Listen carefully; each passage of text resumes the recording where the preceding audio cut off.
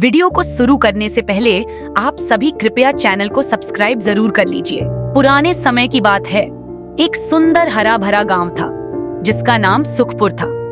यह गांव अपनी हरियाली, खेतों और सीधे साधे लोगों के कारण मशहूर था। गांव के हर घर में गायों की पूजा की जाती थी क्योंकि गांव के लोग उन्हें मां का दर्जा देते थे। गांव के किनारे एक बड़ा सा बाड़ा था जहां कई गायें रहती थीं। उन्हीं में से दो गायें थीं, गंगा और गौरी। गंगा बड़ी शांत और गंभीर स्वभाव की थी, जबकि गौरी नटखट और चंचल थी। दोनों ही दूध देने वाली गायें थीं और गांव के बच्चों से बहुत प्यार करती थीं। इन्हीं गायों के बीच एक नन्हा सा बछड़ा था जिसका नाम छोटू था।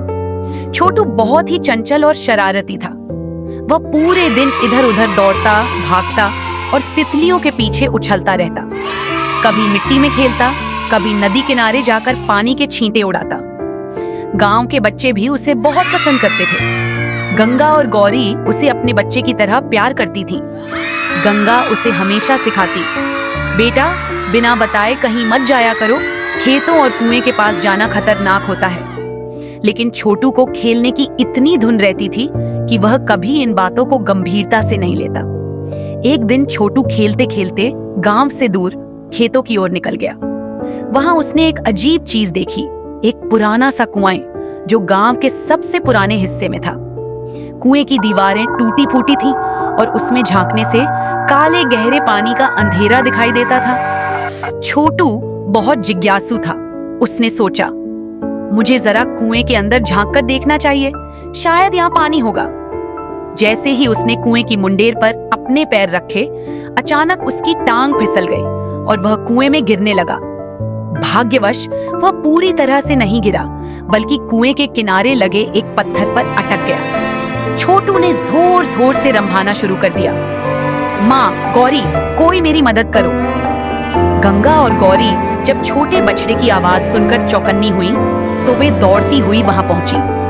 जब उन्होंने देखा कि छोटू कुएं में फंसा हुआ है तो उनका दिल दहल गया। गंगा ने तुरंत जोर जोर से रंभाना शुरू किया ताकि गांव के लोग उनकी आवाज सुनकर आ जाएं। दूसरी तरफ गौरी ने धीरे धीरे अपने सींगों से छोटू को ऊपर धकेलने की कोशिश की, लेकिन छोटू ऊपर नहीं आ पा रहा था। गंगा को एक तरकीब सूझी।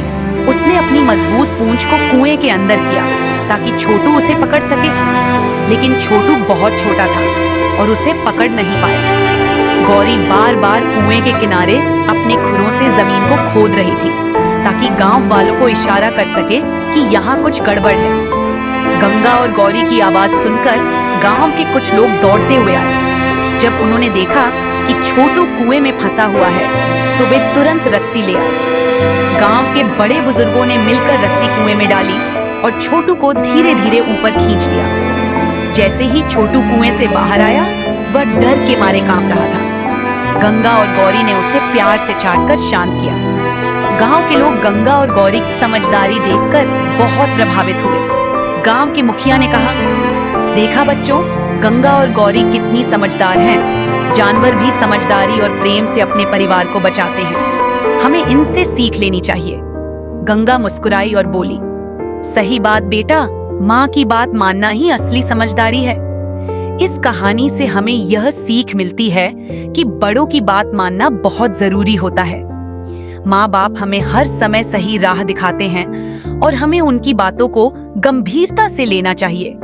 गंगा और गौरी जैसी गायें हमें सिखाती हैं कि प्रेम और समझदारी से हर मुश्किल को दूर किया जा सकता है। वीडियो को पूरा देखने के लिए शुक्रिया। आप सभी कृपया चैनल को सब्सक्राइब जरूर कर लीजिए। धन्यवाद। वीडियो को शुरू करने से पहले आप सभी कृपया चैनल को सब्सक्राइब जरूर कर लीजिए। एक छोटे से हरे भरे गांव में मोहन और राधा नाम के दो बच्चे रहते थे। मोहन बहुत होशियार, चंचल और नटखट था, जबकि राधा शांत, समझदार और दयालु थी। दोनों दिन भर साथ खेलते, खेतों में दौड़ते, नदी के किनारे किलकारियां मारते और आम के पेड़ों के नीचे बैठकर खेलते थे। गांव छोटा था, लेकिन वहां के लोग बहुत मेहनती और खुशहाल थे। वे आपस में एक परिवार की तरह रहते थे। हालांकि एक समस्या थी, गांव में पानी की कमी थी। बारिश कम होती थी और जब गर्मी का मौसम आता तो कुएं और तालाब सूख जाते। लोग दूर दूर से पानी लाने जाते, जिससे उनका समय और ऊर्जा दोनों खर्च होते। मोहन और राधा को यह देखकर बहुत दुख होता था। एक रात जब पूरा गांव गहरी नींद में था, आसमान में एक अद्भुत चमक दिखाई दी। यह चमक धीरे धीरे गांव के बड़े पीपल के पेड़ के पास उतर आई। यह कोई साधारण रोशनी नहीं थी, बल्कि एक सुंदर परी थी। परी के सुनहरे पंख चांदनी की तरह चमक रहे थे और उसके हाथ में एक चमकती हुई जादुई छड़ी थी। उसकी आंखों में स्नेह और मुस्कान थी। सुबह जब मोहन और राधा खेतों की ओर जा रहे थे, उन्होंने देखा कि पीपल के पेड़ के पास कुछ अजीब सा प्रकाश था। दोनों उत्सुकता से वहां गए और जब उन्होंने परी को देखा तो वे चकित रह गए। परी बहुत सुंदर थी और उसकी उपस्थिति से सारा वातावरण दिव्यता से भर गया था। परी ने मुस्कुराकर कहा, डरो मत बच्चों, मैं आकाश लोक से आई हूँ। मैंने सुना है कि तुम दोनों बहुत अच्छे, नेक दिल और मेहनती हो।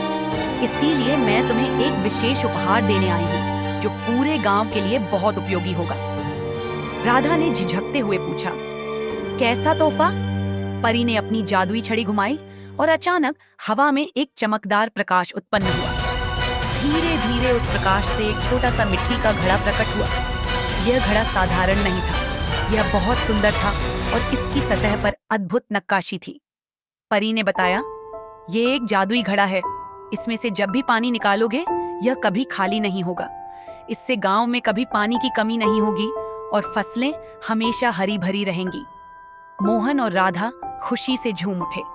उन्होंने परी का धन्यवाद किया और घड़ा लेकर गांव की ओर दौड़ पड़े।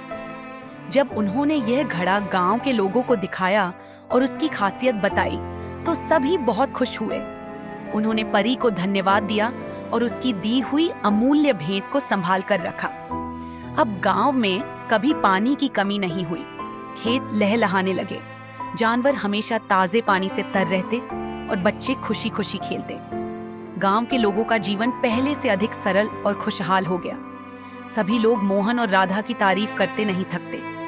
वे सब जानते थे कि यह जादुई घड़ा परी के आशीर्वाद से आया था और यह गांव के लिए एक वरदान था। रात के समय जब मोहन और राधा आकाश की ओर देखते, तो उन्हें लगता कि परी वहां से उन्हें देख रही है और उनकी खुशियों में शामिल हो रही है। वे हर रात परी को धन्यवाद देते और उसकी दी हुई सीख को हमेशा याद रखते। परी के आशीर्वाद से गांव में हमेशा समृद्धि बनी रही। वीडियो को पूरा देखने के लिए शुक्रिया। आप सभी कृपया चैनल को सब्सक्राइब जरूर कर लीजिए। धन्यवाद।